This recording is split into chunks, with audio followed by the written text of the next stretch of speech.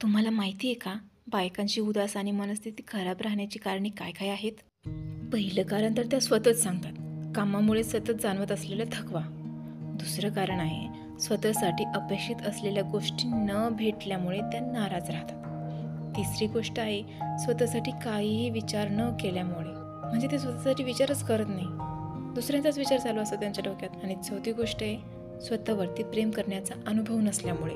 आणि पाचवी गोष्ट आहे, आयुष्यात काहीही जॉयफुल नसल्यामुळे त्यांना मोकळा वेळच भेटत नाही स्वतःसाठी एन्जॉय करायला.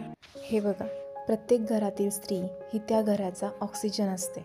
जसे वातावरणात वायू महत्त्वाची भूमिका बजावतो, म्हणजे वातावरणातली हवा जर दूषित झाली तर सर्वांनाच त्रास होणार, आजारी पडणार. तसेच प्रत्येक घरातील स्वामिनीच्या मनस्थितीचा व तिच्या वेगवेगळ्या भावनांचा घरावर, घरातील माणसांवर, मुलाबाळांवर परिणाम होतो. जर ती खुश असेल तर घरातील वातावरण उत्साही असते, सगळ्यांची कामे जिथल्या तिथे ऐकली जातात आणि मुलांना सांडवण झाली तरी घाबरायची गरज राहत नाही. तर दुसरीकडे तिचा मूड जर एखाद्या कारणास्तव बिघडलेला असेल तर सगळीकडे अशांतता पसरलेली असते, घर नीटनेटके राहत नाही, तर भांडी जरा जास्तच आवाज करायला लागलेली असतात. एखादी गोष्ट लागत असली तर ती लवकर सापडत नाही आणि सापडता सापडता झालेला उशीर आणि उचकलेला पसारा, तो आवरण्याचा आलेला क्षुल्लक ताण, त्यामुळे तिच्या चिडचिडेपणात आणखीच भर पडते. आणि मुलांनी काही चुकी केलेली नसली तरीही तो आईचा बिघडलेला मूड पाहून त्यांनाही भीती वाटायला लागते की आई कधी येईल आणि पाठीत धपाटा देऊन जाईल. याचा अंदाज घेत घेत मुलंही सावधगिरीने वावरायला लागतात. सगळ्यात महत्त्वाची गोष्ट म्हणजे सगळ्यांचा मूड काही एकसारखा राहत नाही.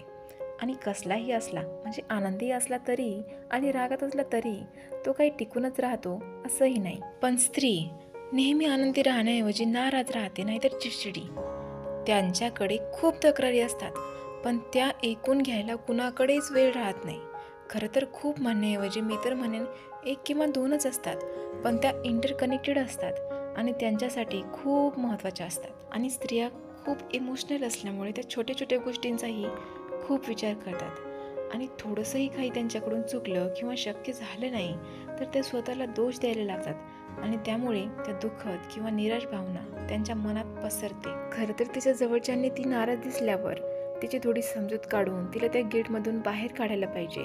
पण आजकाल संवाद कोणासाठी महत्त्वाचा राहिलेलाच नाही आणि त्यामुळे ती प्रत्येक स्त्री जी त्या घराचा ऑक्सिजन आहे ती अशीच नाराज राहते.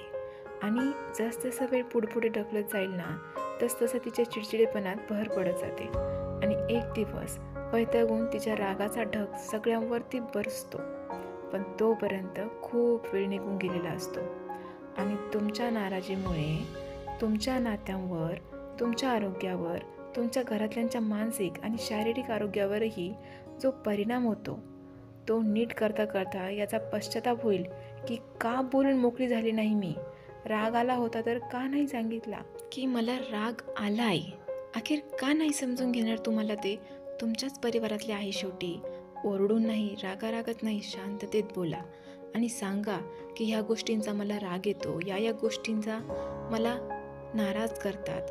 तुमच्या काही अपेक्षा असतील तर त्या सांगा, शक्य असतील तर ते नक्कीच पूर्ण करतील, नाहीतर गोष्टी स्पष्ट तरी होतील ना आणि मनात घुसमट नाही राहणार. आणि एवढं सांगूनही तुम्हाला बोलायची भीती वाटत असेल किंवा नाराजगी जात नसेल तर त्यावर एकच रामबाण उपाय आहे, स्वतःवर प्रेम करणं.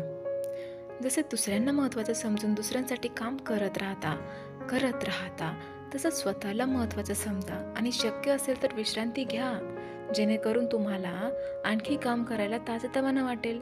जेवताना जसे घरातल्या सगळ्यांना छान ताट, वाटी, प्लेट मध्ये वाढताना तसे स्वतःलाही पण घ्या. स्वतःच्या ताटात पण सॅलड घ्या, जे सगळ्यांना देताय ते तुम्ही पण घ्या. तुमचंही आरोग्य उत्तम राहील. मुलांना त्यांची छोटी छोटी कामं स्वतः करायला लावा, जेणेकरून त्यांनाही शिस्त लागेल आणि तुम्हाला पण हलकं वाटेल. स्वच्छ कपडे घाला आणि नीटनाटके कपडे घाला. नीटनाटके कपडे घातल्यावर स्वतःला आरशात बघितल्यावर आपल्याच मनाचा आनंद वाढतो. थोडासा मोकळा वेळ भेटला की स्वतःला छान कॉफी किंवा चहाची ट्रीट द्या. म्हणजे गॅलरीमध्ये किंवा छान आवरलेल्या रूममध्ये कम्फर्टेबल खुर्चीत बसून निवांत चहा प्या, मन खुश होऊन जाईल. तुम्ही तुमच्या आवडीचे म्युझिक पण ऐकू शकता. अधूनमधून वेळ असेल तर तराटून झोप घ्या. एखादा simple skin care routine follow करा. शक्य असेल तर कमीत कमी मॉइश्चरायझर लावून तुमच्या त्वचेला तुम्ही नक्कीच छान ठेवू शकता ना.